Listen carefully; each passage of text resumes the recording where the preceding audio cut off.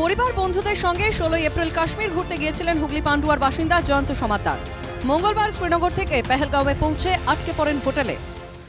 আমরা গতকাল পহেলগাম এসেছি, এসে আমাদের বৈশ্বরণ যাওয়ার কথা ছিল, কোনো ঘটনা আমরা যেতে পারিনি। আমরা হয়তো খুব বেঁচে গেছি, কিন্তু আমরা খুব উৎকণ্ঠায় আছি। হোটেলে সবাই আটকে আছি, বাইরে বেরোতে দিচ্ছে না।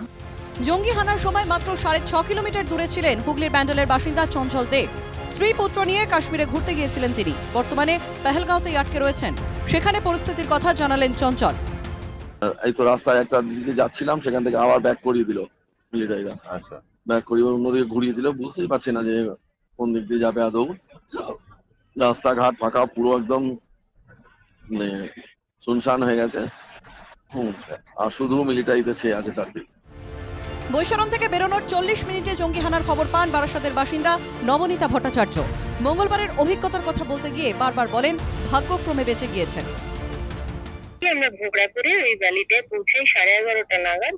আমাদের ওখানে 1 ঘন্টা থাকতে দেয়। 12:30 নাগাদ আমরা মানে ভ্যালিটা ছাড়ি। বেরিয়ে আসুন, ওপরে ফায়ারিং হচ্ছে, আর্মি বেরিয়ে গেছে, আমাদের গার্ডিয়ার এখানে মার্কেটে দাঁড়াতে দিচ্ছে। বর্ধমানের আকরবাগানের বাসিন্দা পাবেল সাহা। বর্ধমানের একটি ভ্রমণ সংস্থার মাধ্যমে 22 জনের একটি দলের সঙ্গে কাশ্মীর বেড়াতে যান তিনি। মঙ্গলবার জঙ্গি হামলার সময় পেহেলগাঁওতেই ছিলেন। জানালেন ভয়াবহ সেই অভিজ্ঞতার কথা। ওই সময় পেহেলগাম থেকে বেরোচ্ছিলাম, রাস্তায় আস্তে আস্তে আমি শুনি এরকম ঘটনা একটা ঘটেছে। এটা নক্করজনক ঘটনা এবং খুবই খারাপ। এই প্রভাব শ্রীনগরেও পড়েছে।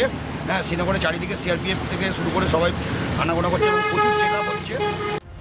শ্রীনগরে আটকে রাজ্যের বহু পর্যটক। প্রশাসনের সহযোগিতায় দ্রুত বাড়ি ফিরতে চান সকলেই। আপাতত ঘরবন্দি অবস্থায় দিন কাটছে তাদের। ফের যদি কিছু হয়, প্রাণ নিয়ে ভালোভাবে বাড়ি ফিরলেই শান্তি, জানাচ্ছেন বিভিন্ন জেলার বাসিন্দারা। Bureau report, NKTV Bangla.